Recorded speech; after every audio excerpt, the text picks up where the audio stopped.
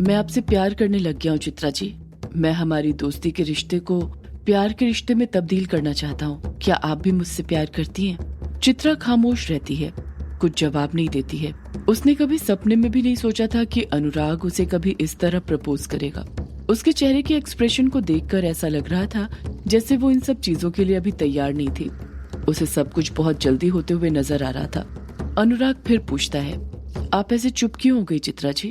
मैं आपके जवाब का इंतजार कर रहा हूँ, जवाब दीजिए। चाहे तो मुझे ठुकरा दीजिए पर ऐसे चुप मत रहिए।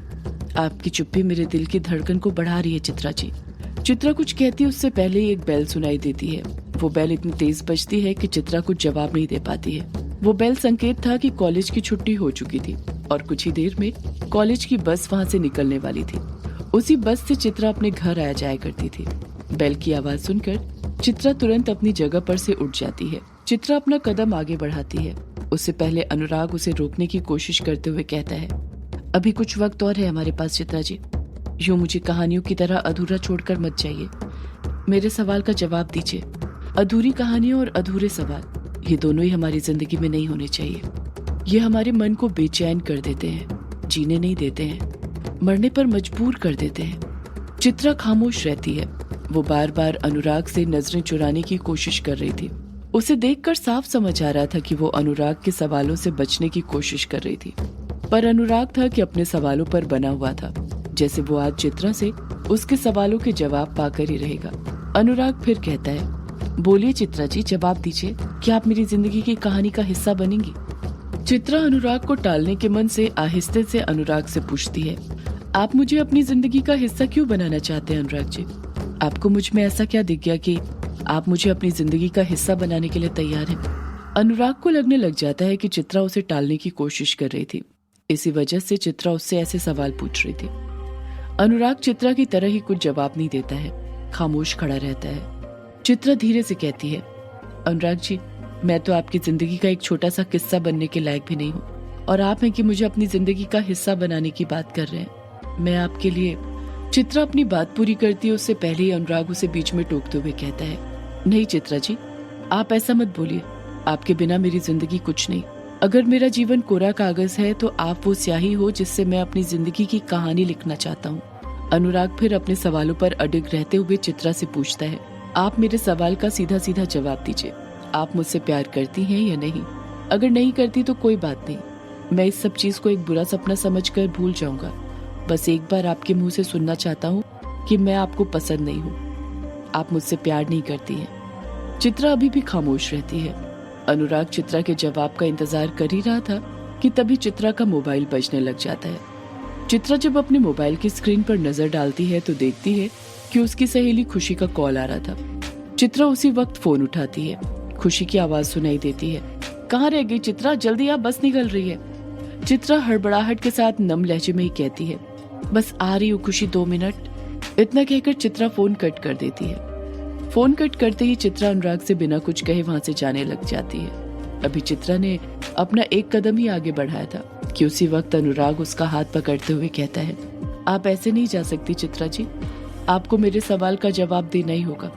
आप मुझसे प्यार करती हैं या नहीं? चित्रा अनुराग की तरफ देखती तक नहीं है। चित्रा की आंखों में बड़े बड़े आंसू आ गए थे जो किसी भी पल गिर सकते थे। चित्रा अपने आंसुओं को बहने से रोकते हुए कहती है, मेरा हाथ छोड़िए अनुराग जी, मुझे जाने दीजिए। अनुराग चित्रा का हाथ पकड़े रहता है। उसकी एक बात नहीं मानता है, बल्कि अपने हाथ की पकड़ को और मजबूत कर लेता है और चित्रा के हाथ को अपने हाथ की मुट्ठी के अंदर भींच लेता है। अनुराग धीरे से कहता है, आप मेरे सवाल का जवाब दिए बिना नहीं जा सकती चित्रा जी। चित्रा फिर नम लहजे के साथ कहती है, मेरा हाथ छोड़िए अनुराग जी। अनुराग इस बार कुछ नहीं बोलता है, बस चित्रा का हाथ कसकर थामे रहता है। चित्रा कसकर अनुराग पर चिल्लाते हुए कहती है, मेरा हाथ छोड़िए अनुराग जी। जब अनुराग चित्रा की गुस्से से भरी लाल आंखें जिनमें कुछ आंसू भी थमे हुए थे, उन आंखों को देखता है तो उसे एहसास होता है उसे इस तरह से चित्रा का हाथ पकड़ने का कोई हक नहीं था। वो अगले ही पल चित्रा का हाथ छोड़ देता है। चित्रा के हाथ की मुट्ठी गुस्से से बंधी हुई थी। जैसे ही अनुराग चित्रा का हाथ छोड़ता है, चित्रा वहां से जाने लग जाती है बिना अनुराग से कुछ भी कहे। जैसे जैसे चित्रा अपने कदम आगे बढ़ाते जा रही थी, उसकी आंखों से बड़े बड़े आंसू गिरते जा रहे थे। वो चाहते हुए भी उन आंसुओं को रोक नहीं पा रही थी। चित्रा को देखकर साफ समझ आ रहा था कि वो अनुराग के सवालों से भागने की कोशिश कर रही थी, जैसे वो उसके सवालों का सामना करने के लिए अभी तैयार नहीं थी। कभी कभी हम भागना चाहते हैं।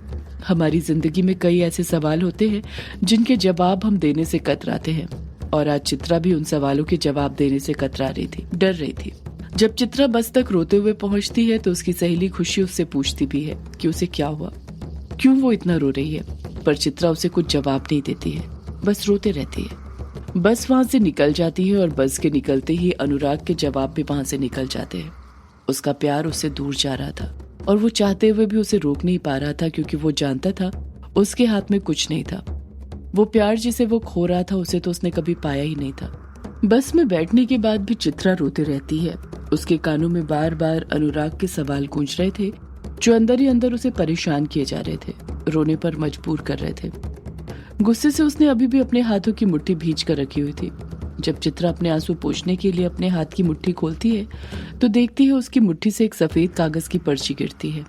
उस पर्ची को देखकर उसे याद आता है कि जब अनुराग ने उसका हाथ थामा था तो उसे ऐसा एहसास हुआ था कि अनुराग उसके हाथ में कुछ थमा रहा था, पर वो अनुराग पर इतना गुस्सा कर रही थी कि उसका उस पर्ची पर ध्यान ही नहीं गया था। वो पर्ची उसी कागज की थी जो कोरा कागज अनुराग ने चित्रा से लाइब्रेरी में मांगा था, जिस पर चित्रा ने अनुराग को कुछ लिखते देखा था। चित्रा तुरंत उस पर्ची को उठाती है और उसे पढ़ने लग जाती है। जब चित्रा उस पर्ची को पढ़ती है तो वो और ज्यादा रोने लग जाती है। उसकी आंखों से बहते आंसुओं की धारा और तेज हो जाती है। वो बार बार उस पर्ची को अपने सीने से लगाते हुए रोते जा रही थी। उसे देखकर ऐसा लग रहा था अगर इस वक्त अनुराग उसके सामने होता तो वो उस पर्ची की तरह अनुराग को भी अपने सीने से लगा लेती और उससे लिपट कर रोते रहती। तब तक रोती रहती जब तक उसकी आंखों के आंसू सूख न जाते, उसका मन हल्का न हो जाता। कहते हैं रोने से मन हल्का हो जाता है, पर उस दिन रोने से चित्रा का मन और भारी होते जा रहा था। वो रास्ते भर रोते हुए जा रही थी। 1 हफ्ता बीत गया था इस हादसे को, पर न अनुराग ने चित्रा को कोई मैसेज किया था, न चित्रा ने अनुराग को। दोस्ती के बीच में जब प्यार आ जाता है तो वो प्यार दोस्ती को भी खा जाता है, और वही प्यार अनुराग और चित्रा के बीच की दोस्ती को भी खा गया था। अनुराग का कई बार मन हुआ कि वो चित्रा से मिले, उससे बात करे, पर वो उससे मिलता भी तो किस मुंह से मिलता।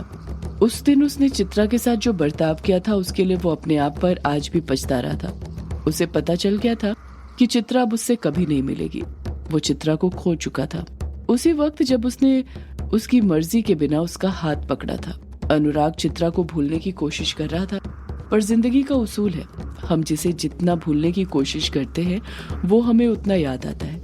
प्यार को भुलाना इतना आसान नहीं होता है।